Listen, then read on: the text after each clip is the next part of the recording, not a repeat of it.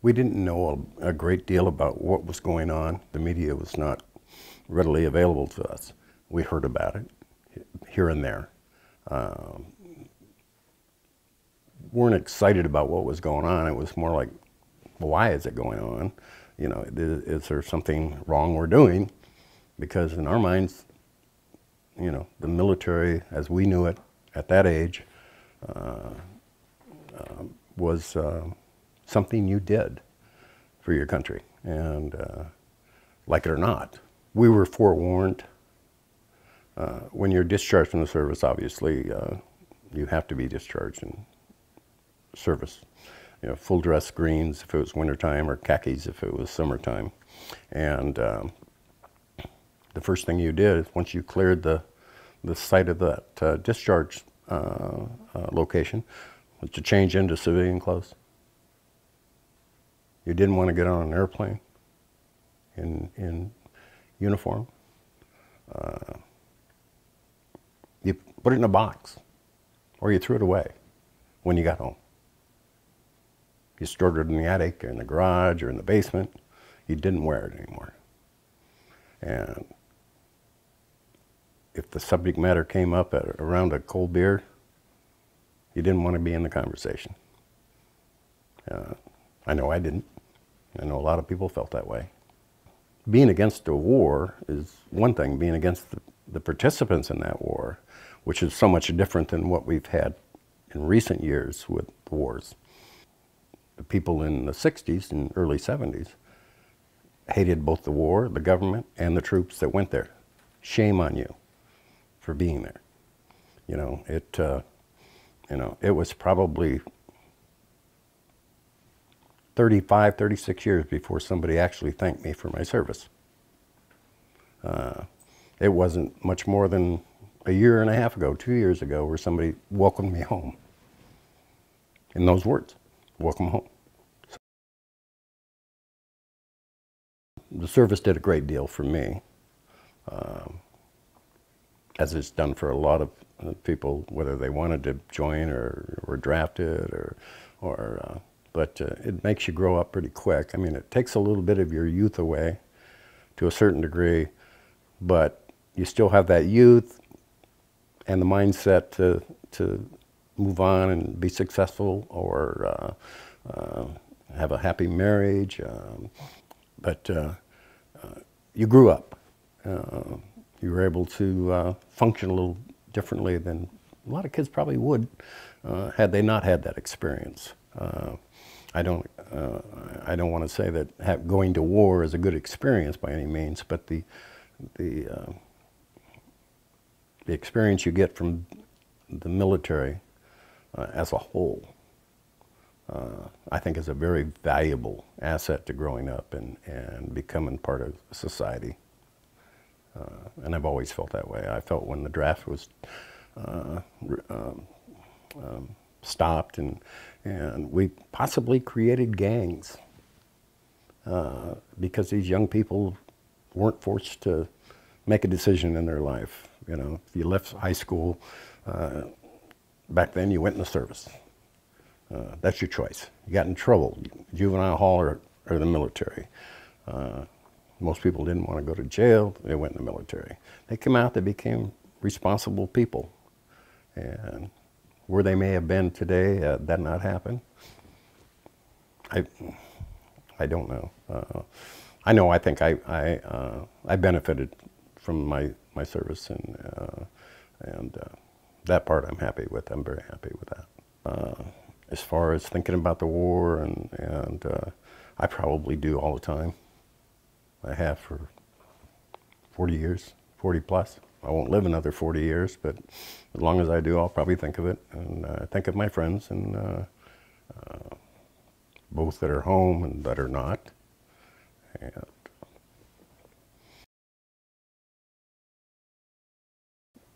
my uncle, who lives here in California, was a career military man. He encouraged me, so to speak, to consider the service right after school. So at 17, I joined the service, and too young to go to Vietnam at the time. so they sent me to Europe. And shortly after that, Vietnam bound, and got there right at the, not the height of the Tet Offensive, but probably 3/4 of the way through it.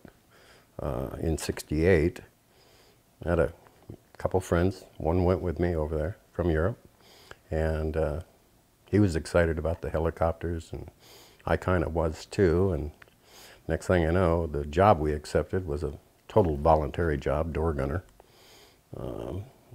What they call gunships or assault helicopters, and too young to realize how dangerous of a job it really was. But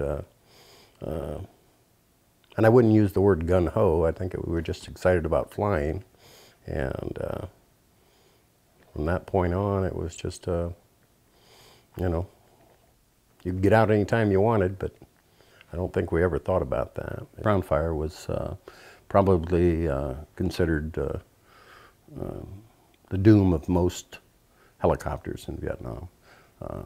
I've seen a couple hit with rockets, but for the most part, very vulnerable piece of machinery. Because at 120 or 130 or 140 knots, and you're sitting on the ground watching it go by, doesn't look like it's moving that fast.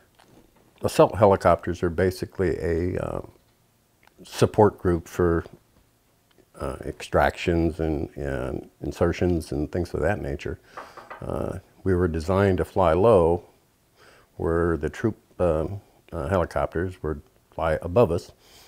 And our intent was to, if anybody was down there that wasn't on our side, they'd be shooting at us, and it was a good sign for the other boys to get out of there, or at least know what they're dealing with once they got there.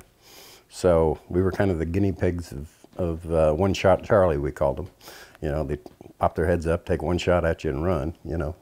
But most of our missions were just support from both sides of the service, Marine Corps as well as the Army, and kind of guns for hire.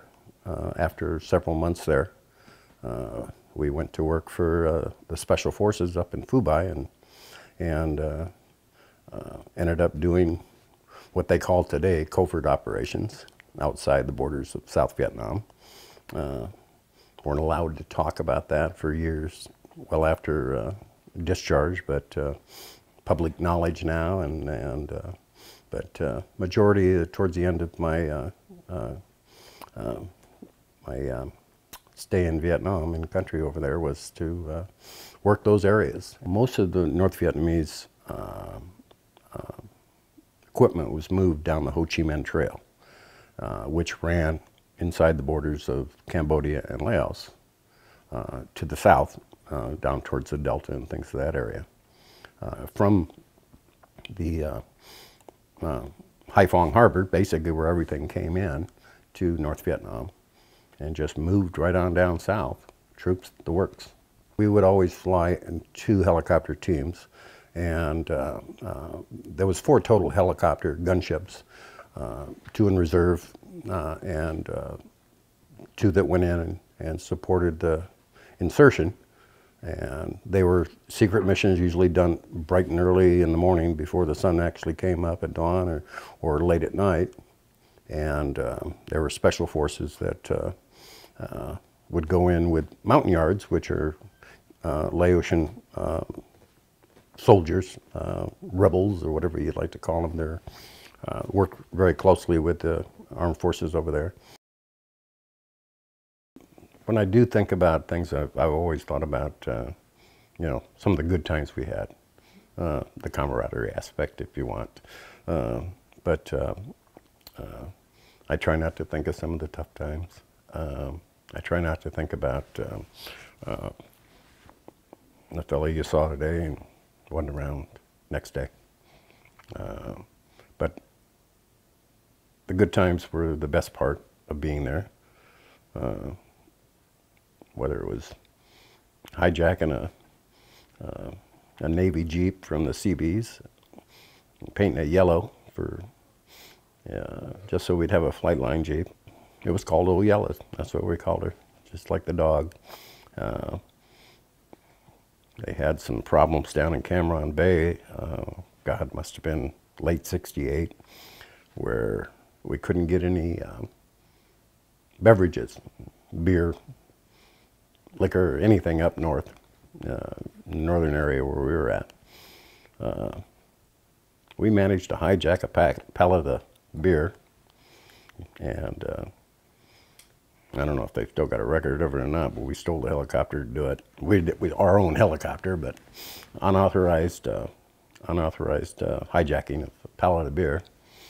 And it only took about 30 seconds once it hit the runway, the flight line, for the guys to come out and grab cases and cases and clean it up. And the only thing was left there was a pallet and some straps within a couple of minutes. So, but we improvised when we had to, and those were fun things. I still think about. We used to talk about it over there all the time. It was you get in a little trouble, but everybody got over things like that, you know. Especially when the old man ended up with a couple of cases himself. So I gave the best I could give, and it did a little over 3 years, and I did my part, and that's how I felt. And I figured if everybody did that, well, we wouldn't have any problems at all, you know. But unfortunately, not everybody did. But I don't regret one day of service. I probably have some regrets now, things you could have done differently, and why you were in. For the most part, no, I'm content with what I've done, and happy that I did do it. And I'm very proud to be a veteran, and proud of the veterans today.